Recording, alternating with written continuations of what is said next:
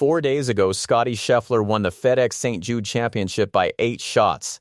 That was the largest winning margin on the PGA Tour this season, and it was the 21st victory of his career. 4 days later, at Bellerive Country Club in St. Louis, the same player walked off the golf course 12 shots behind the leader, tied for 15th place, and no longer able to defend the BMW Championship title he won in 2025.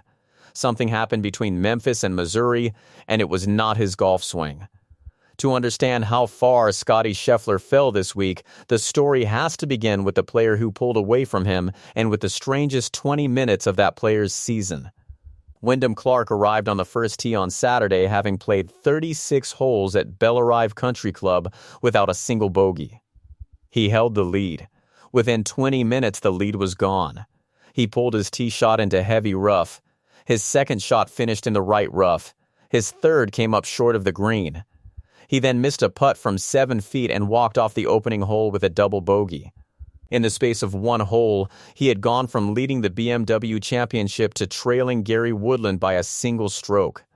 Clark later described his own decision-making on that hole without any attempt to soften it.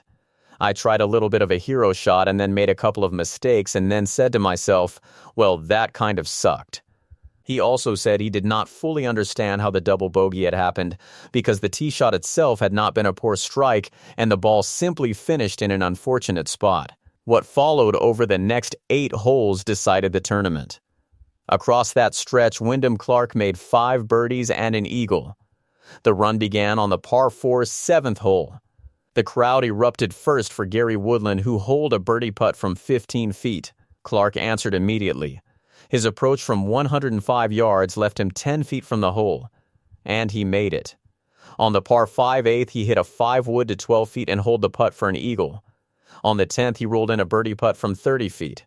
On the 11th, he made another from roughly 15 feet. On the 13th and the 14th, he added 2 more from the 12-foot range. Clark explained the change in his putting in simple terms.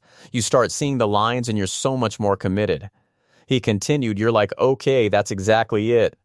And then you just stroke it, and the ball goes in. His attempt at a third consecutive 6 under 64 was denied by a bogey at the par 4 18th. The round finished as a 5 under 65, and his lead stood at 5 shots. Unfortunate how I finished, but I just have to go out and play my game, he said afterwards. That 5-shot advantage was built on 2 rounds that had already made history for him. In the opening round, 5 players shot 6 under 64 and shared the lead.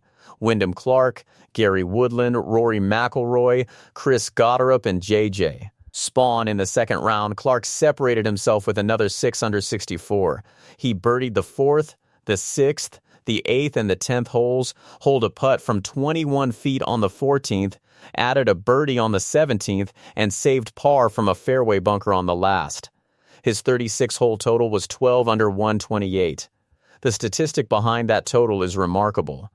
It was the first bogey-free opening 36 holes of his entire career, achieved in his 210th career tournament. Wyndham Clark is 32 years old and a 2-time United States Open champion, having won his 2nd title in June. He also won the CJ Cup Byron Nelson this season, and he entered the week 5th in the FedEx Cup standings after finishing tied for 5th at TPC Southwind.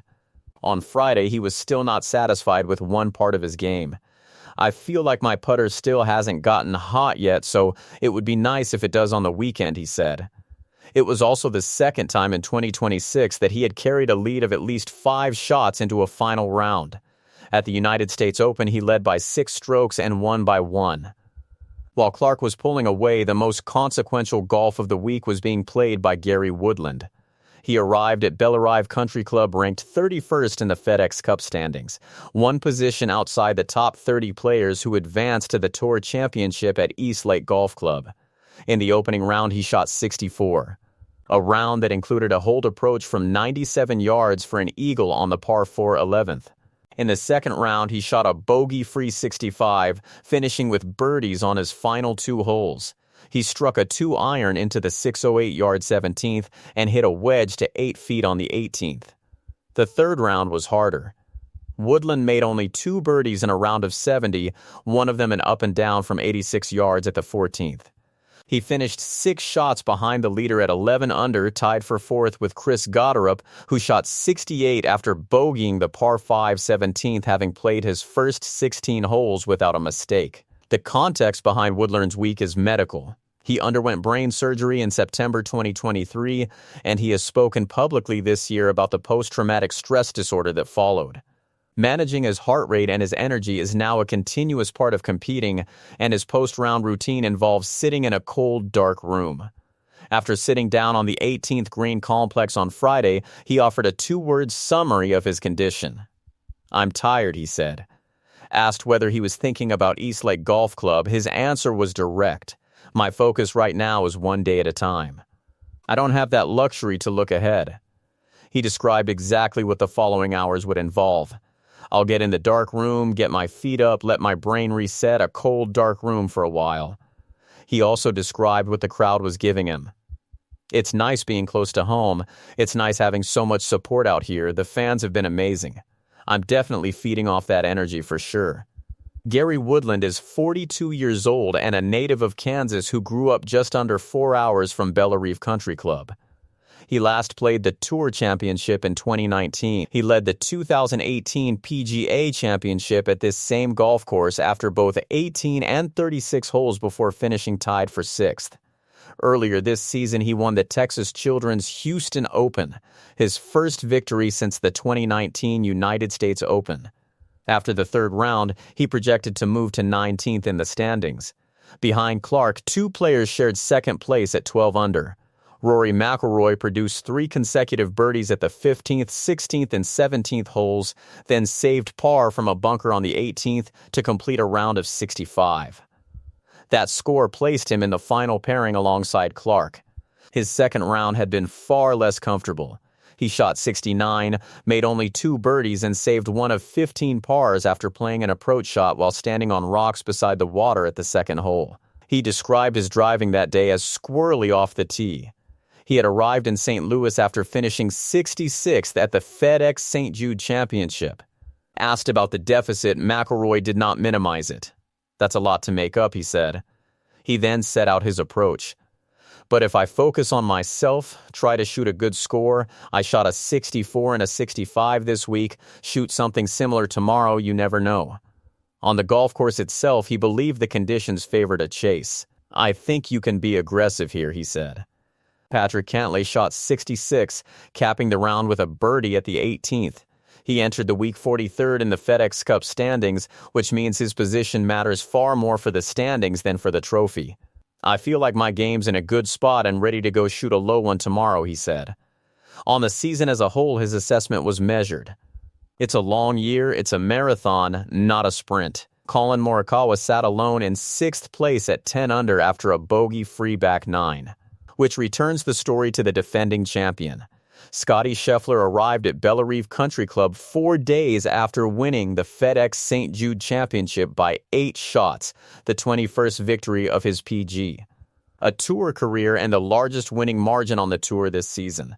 His opening round was a 2 over 72. He made bogeys on 4 of his first 7 holes and lost more than 2 strokes to the field in both approach play and putting. His 2nd round was entirely different. He played the inward 9 and 30 for a 5 under 65, making birdies on 4 of the first 5 holes of the back 9 and adding another at the par 5 17th. He converted 109 feet of putts.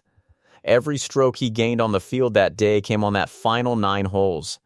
Even so, he remained 9 shots behind after 36 holes. "I'm a ways back, but I'm not out of it by any means," he said. He also confirmed the reason for the difficult start. "I wasn't feeling 100% yesterday. I'll still not feeling 100% today. So I'll go home, get some rest." Saturday ended the argument. Scheffler shot 68 with a front 9 of 33 and an even par back 9 that included bogeys at the par 4 12th and the par 4 15th. He finished tied for 15th, 12 shots out of the lead. He will not repeat as champion. The numbers that normally make him dangerous were all still in place. He ranks second on the PGA Tour in third-round scoring average and first in final round scoring average at 67.35. He has recorded 12 top 10 finishes already in 2026. He has also recorded 5 second-place finishes this season and no come-from-behind victories. His position for the season finale is already secure regardless of Sunday. He holds the number 1 seed at Eastlake Golf Club and the $23 million bonus for leading the points race. Justin Thomas shot 71 and finished the day tied for 15th alongside him. Away from the leaderboard, a second competition was being decided. Only the top 30 players advanced to Eastlake Golf Club. The field this week contains 50 players, the purse is $20 million, and 2,000 FedEx Cup points are available. Sungjae shot 70, bogeyed his final hole, and sat alone in 7th place at 9 under. He entered the week 40th and projects as the 30th and final man in the field, the only player to move from outside the cut line to inside it this week. He has reached the Tour Championship every season since his rookie year in 2019. The 3 players currently set to be displaced by Gary Woodland, Patrick Cantlay, and Sungjae are Kurt Kitayama, Bud Cauley, and Ricky Fowler. Kitayama was tied for 33rd and projecting to 31st. Fowler was tied for 37th and projecting to 32nd. Cauley was tied for 43rd and projecting to 33rd. Only 1 point separates Kitayama from Cauley and Fowler. There is a second deadline attached to Sunday. It is also the cutoff for the 6 automatic places on the President's Cup team, with the matches at Medina next month. Ben Griffin shot 68 but was tied for 35th, which places his automatic position in danger. Patrick Cantlay is too far back to qualify automatically, although reaching Eastlake Golf Club strengthens his case as a captain's selection. Colin Morikawa summarized the situation facing every player near the line. "We all want to be there, and this year the format is anyone can win," he said. For Wyndham Clark, Sunday represents a 3rd victory of 2026 and a genuine Player of the Year argument alongside a major championship. His own assessment of his form was straightforward. "It's trending in a better direction than any part of the year," he said. On Friday, he had already listed everything available to him this week. "It's exciting to have this opportunity. There's a lot on the line. Making it to East Lake, President's Cup team, world rankings, all the above." For Gary Woodland, Patrick Cantlay, and Sungjae Sunday represents survival and a place at Eastlake Golf Club, where all 30 players need only to win to take the FedEx Cup and the $10 million payoff that comes with it. Across the standings as a whole, nearly $100 million in bonus money is paid out after this week.